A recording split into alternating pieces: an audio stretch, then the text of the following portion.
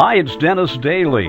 I've posted over 100 excerpts from some of my more than 250 American montage shows that I did in the 1980s and 90s while at UPI Radio.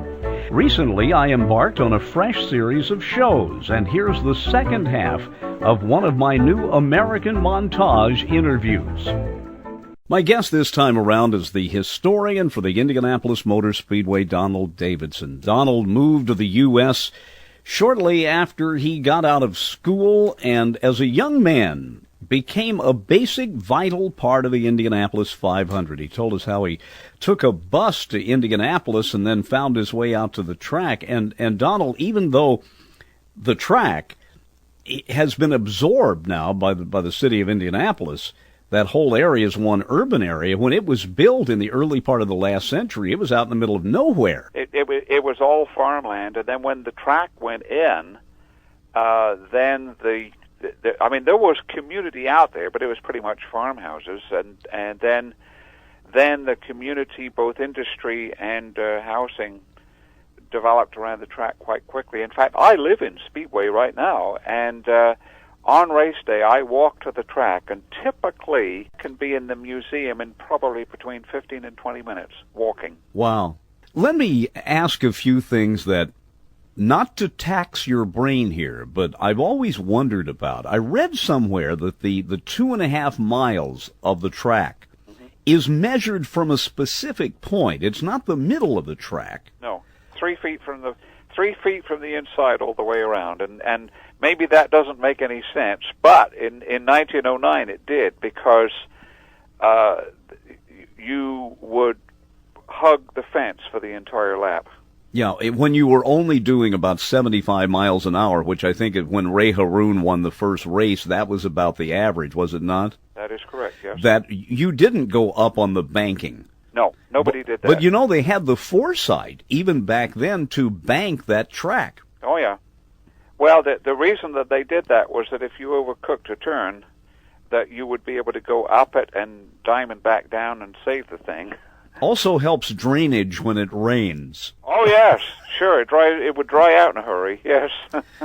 Donald Davidson, you have not only put in your mind a great deal of the history of racing before you ever got to the track, but I would think for a kid from England who comes to the United States and fulfills a dream of being associated with the 500, meeting not just Sid and the staff, but meeting the ebb and flow of all the drivers who come in, many of them international drivers, must really be something you can't describe how great that is. I mean, I would be like a little kid in a candy shop every time a new driver came in. Well, you know, a lot of people have their pinch me moment. I couldn't pick one out because I've had so many. I mean, just the drivers that I met, you know, I mean, all the way from Ray Haroon and Peter DiPaolo, and you know, I could go on and on with drivers. But not only that, but the number of people that I have met by having an involvement with the track that I couldn't imagine that I would ever meet. And I mean, I'm talking Ed Sullivan, James Stewart, Jesse Owens. You know, I met Edward G. Robinson in London and Mel Torme, but golly, James Garner. Well, that was something Sid did that was really an innovation. He would begin to invite the visiting dignitaries and stars up to the press box, yep, which was in what they called the old Pagoda at one time, which I think burned, didn't it? Well, the Pagoda, actually, there were two. The first one they actually burned down deliberately. Oh, okay. For a new one.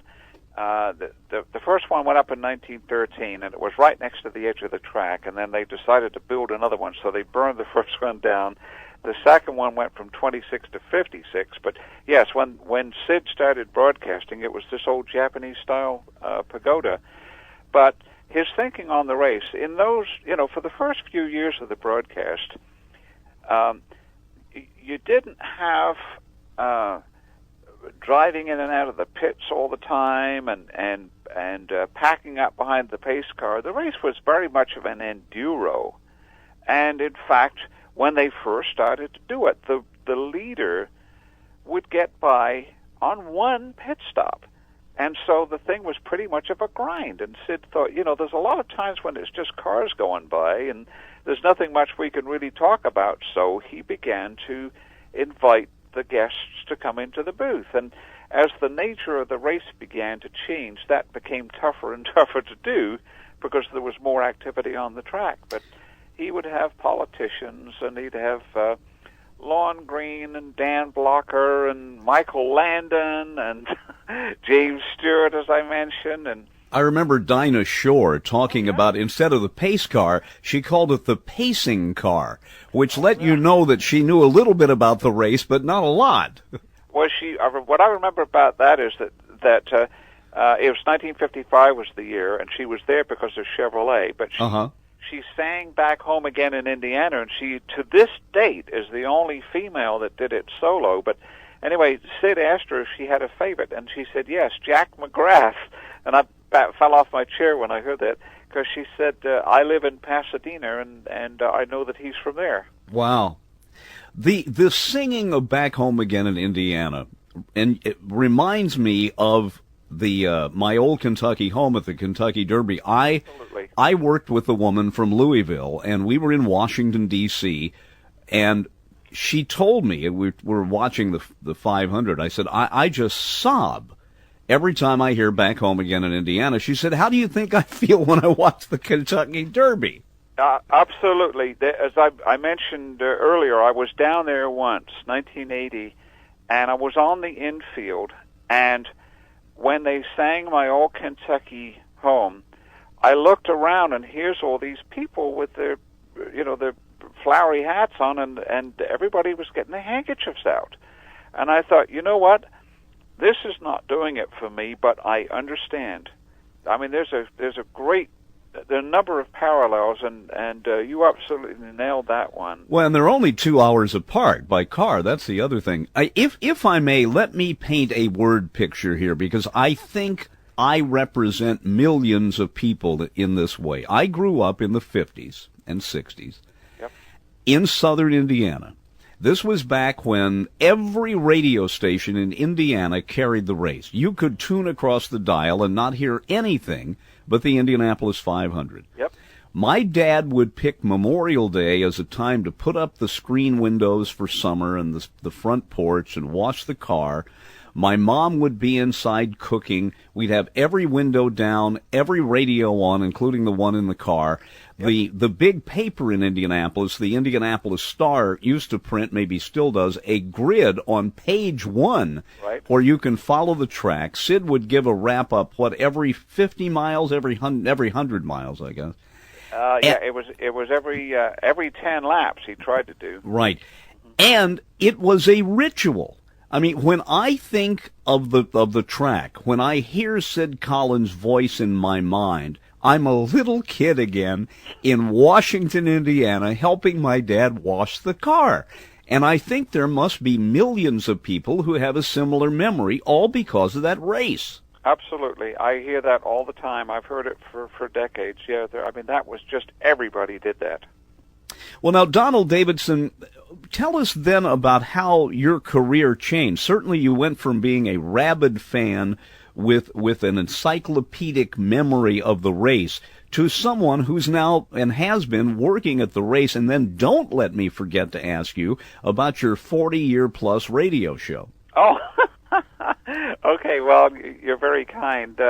I was at the track in 64. I came back in 65 on a one-way ticket and a green card, and I was Sid put me on the radio network, and then I was befriended by a man named Henry Banks, who was a former driver, a national champion 500 driver, and he was the director of competition for the United States Auto Club, USAC, and he hired me. So as soon as the 65 500 was over, within a week, I was working at USAC. So those are the two people to whom I owe the greatest deal, the greatest gratitude is Sid Collins and Henry Banks. So anyway, the following spring, Sid, who I was in contact with now living in Indianapolis, so, we I would meet with him, and we'd have lunch and dinner and so forth. And he had this idea for a radio program in which people would call in and try to stump me or,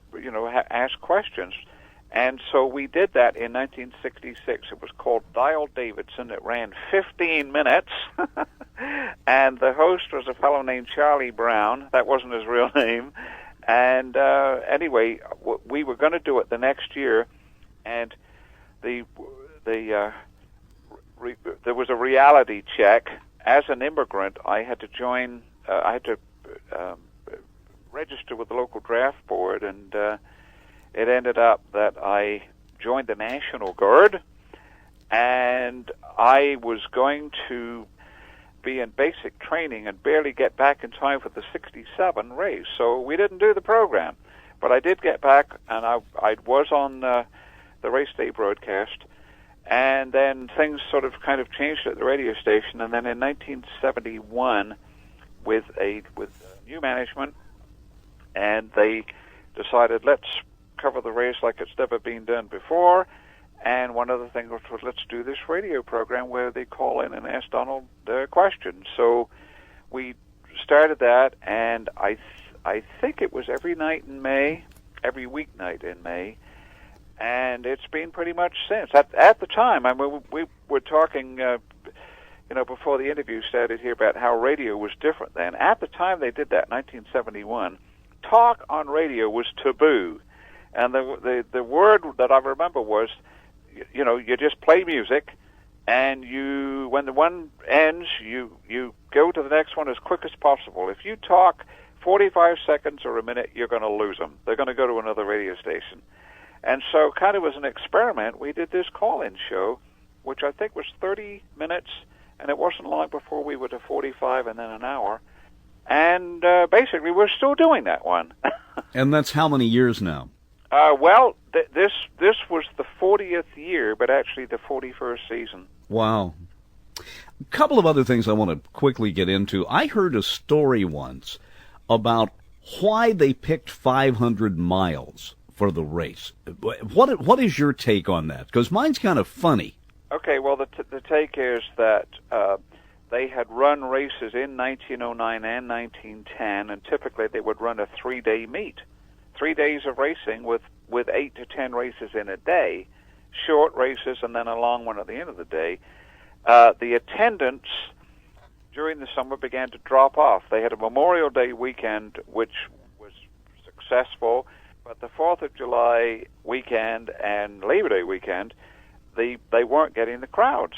And so they thought, well, we built this as a testing facility, but also to run races so that the public could come out and decide what would be a good car for them to buy, because it was supposed to be stripped-down passenger cars. And so after the Labor Day meet, they thought, well, we're doing something wrong here.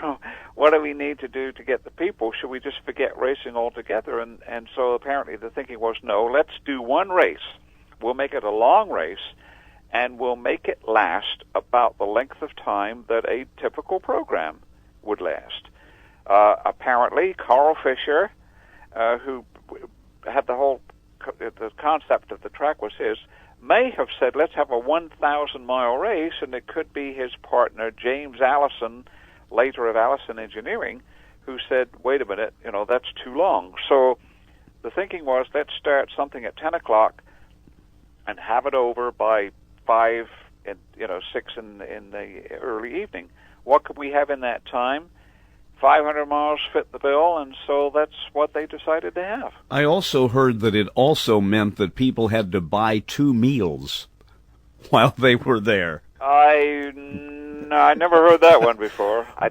Carl Fisher did say we need to get them. The thinking was we need to get them home in time for supper. Oh, okay, all right. That my story I heard doesn't hold water. Then you talk about Carl Fisher. A lot of people don't realize that not only was he an innovator and an engineer, but he was largely responsible for the early evolution of better highways in the U.S. Yes, absolutely.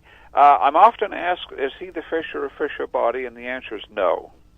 But he is the man who developed Miami Beach from swamplands into the resort area.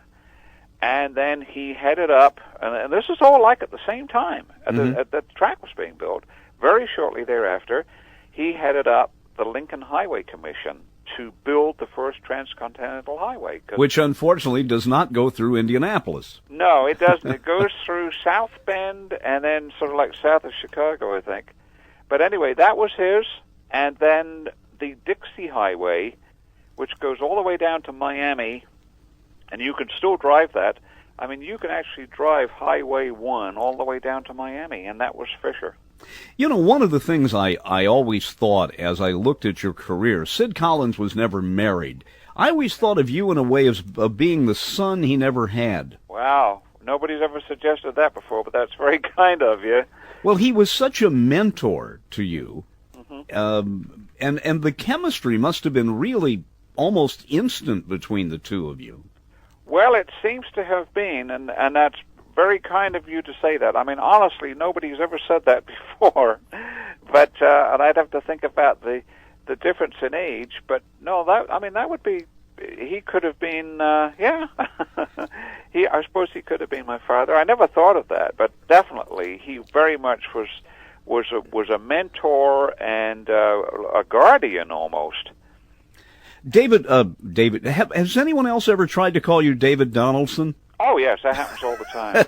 Donald Davidson, let me wrap up with a few questions here. There's one driver who ended up losing his life in Indianapolis, and there's a legendary story about how Sid, having to announce the death, improvised a eulogy, which today will drive you to get a box of Kleenex. What was Eddie Sachs like? Oh, Eddie Sachs! I did meet him, because that was the year that he was fatally injured. So I met him, and I got a photograph to prove it. And he was a very interesting guy, very emotional, very funny, but also emotional, and very popular with the crowd because he was so over the top on the microphone whenever he had any success. So his loss, I mean, was a great one for the sport because he was so well known, so popular. And I have to say about the Sid eulogy that while that was pretty much off the top of his head, Sid was all about preparedness. And because racing was so dangerous at that time, I mean, Sid was constantly thinking. He read a lot. And so when you hear those famous quotes at the end of the broadcast, I mean, that might be something that Sid had seen months before and thought, by golly, that's a good one. Let's keep that. So he did way more preparation, than he would need to do. But I have to think that because racing was so dangerous, he must have thought, if he was working in the yard or driving somewhere, if something terrible was to happen, what would I say? Those moments of listening to the 500 are just magic to me. Oh, yeah. No, absolutely. I agree with everything that you say, and I experienced it myself, and I've heard it from so many others, and it was just a thrill and an honor to be part of it. And I mean, this is sounding corny now, but I did leave a dream. I mean, there's times when I had issues like everybody does, but for all of these years and to still be doing it, I'm just sort of so blessed. Donald Davidson, I have to get back home to Indiana sometime, and we need to do lunch, but like most people in radio, you have 1,000 stories, but unlike most of them, you have 1,000 stories because you have the races in your head. Well, I do like to tell the radio stories because there's a lot of fun things that happen behind the scenes. Well, Donald, thanks for joining us. Oh, thank you. It's my pleasure. I hope you enjoyed this interview from my new American Montage series. Check out YouTube for more. I'm Dennis Daly.